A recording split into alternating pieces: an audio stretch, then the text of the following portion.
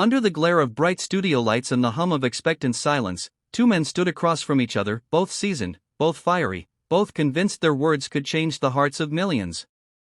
The cameras rolled, the audience leaned forward, and the stage was set for a clash no one would forget.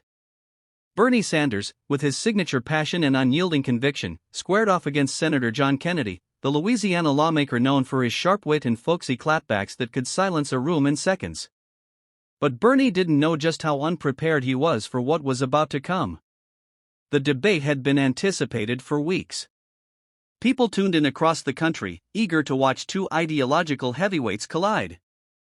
Bernie came in armed with statistics, fiery rhetoric, and his trademark urgency about inequality, healthcare, and corporate greed. His voice trembled not from fear, but from the weight of decades spent fighting for working families. For him, this wasn't just politics, it was personal.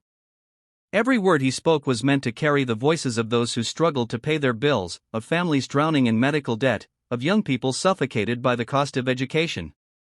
John Kennedy, on the other hand, walked onto the stage with his calm southern drawl, hands in his pockets, a faint smile playing on his lips.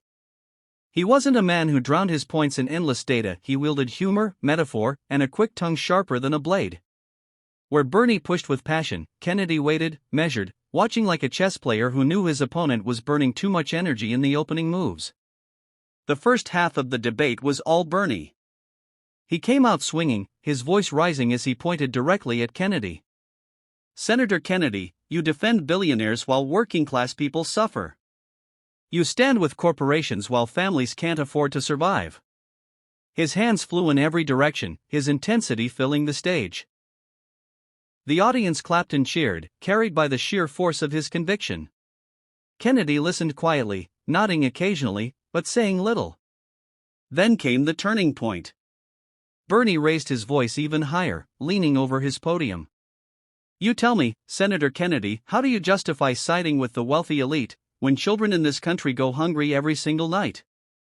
The audience gasped at the sharpness of the question, the weight behind it.